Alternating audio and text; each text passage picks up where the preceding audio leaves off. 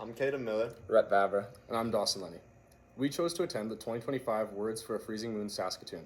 It was held in the River Room of the Ramai Modern Building downtown Saskatoon. We thought this would be a great event since it showcased Indigenous literary talent and fostered community engagement.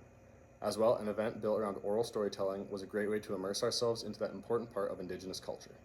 The event was hosted by SASI, the Saskatchewan Anne's Cook Writers Circle Incorporated.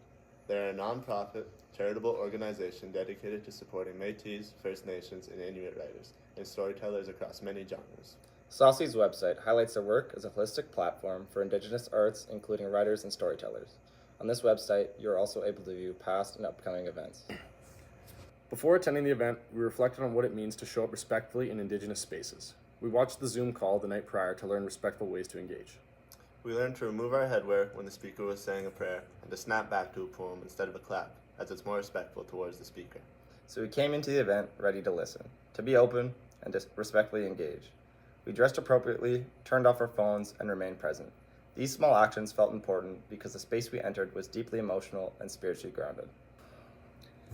This event featured multiple authors sharing poems, fiction, and nonfiction stories, one being Dr. Linda Young, who highlighted the lasting impact of residential schools on herself and Indigenous communities, particularly how they disrupted holistic wellness, specifically touching on physical wellness. She talked about the forcible taking of the children away from families and communities with the goal to strip them of their Indigenous culture and install a Western way of living. Chopping their braids off, living in unrealistic living conditions where safety and nutrition often lacked, and beaten if using a language other than English. The residential schools negatively impacted physical wellness amongst many Indigenous peoples. As a collective, we really thought this directly connects to what we learned in class about colonialism.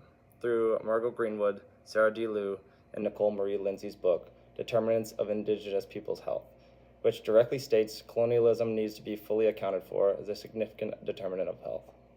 Dr. Linda Young's insights emphasize how the physical and cultural violence of residential schools contributed negatively to generations of Indigenous people's physical wellness, aligning with the broader understanding of colonialism as a determinant of health, as outlined by Greenwood, DeLue, and Lindsay. One of the most powerful parts of the night was seeing John Brady MacDonald as a confident Indigenous role model. In our course, we learned how colonialism created generations of disconnection from culture and identity, especially through residential schools and systemic discrimination. When young people grow up without seeing themselves reflected in positions of leadership or success, it can negatively impact mental wellness, causing self-doubt, internalized oppression, and loss of purpose. But seeing someone like MacDonald, grounded in his culture, proud of his voice, and unafraid to speak the truth, offered a powerful counter-narrative. John embodies Dr. Henry Sisakamoos's strength-based approach, countering narratives of trauma with resiliency, fostering mental well-being with award-winning literature. His presence alone challenged stereotypes and showed that Indigenous youth can thrive while staying true to who they are. This ties into Angela Snowshoe's cultural connectedness scale, which highlights how identity and tradition support strong mental health. Role models like MacDonald not only inspire the next generation, they help them imagine a future where their stories and identities matter. The atmosphere at Words for a Freezing Moon carried a quiet sense of spiritual connection. From the moment the event began, the room felt calm, grounded, and deeply reflective.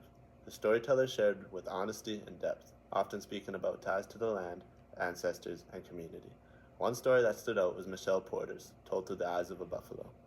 Hearing a narrative from the perspective of the bison was powerful. It reminded us how spirituality is deeply rooted in the natural and animal world. As Greg Gadget teaches, spiritual wellness includes unseen but vital connections to creation, and animals often play sacred roles in those stories. This wasn't just creative expression, it was spiritual expression. Hearing Michelle's story opened our eyes to how a fiction story can be used to deliver a spiritual message. Her fiction book is a great method to bridge Indigenous literature into a Western society through the approachable story of the bison. One moment that really stayed with us was when John shared a story about being scolded by an elder when making a mistake lighting a fire for a sweat lodge. For someone who's been through so much in life, having faced much trauma, adversity, and a tough upbringing, it was surprising to hear him say that this moment hurt more than many others. And he said he thinks about this moment every time he enters a sweat lodge. It made sense the more we reflected on it. In that moment, it was about accountability within a community he deeply respects and wants to belong to. It reminded us that emotional wellness in Indigenous communities is tied closely to relationships and responsibilities. Sharing these kinds of vulnerable stories is a means of emotional healing.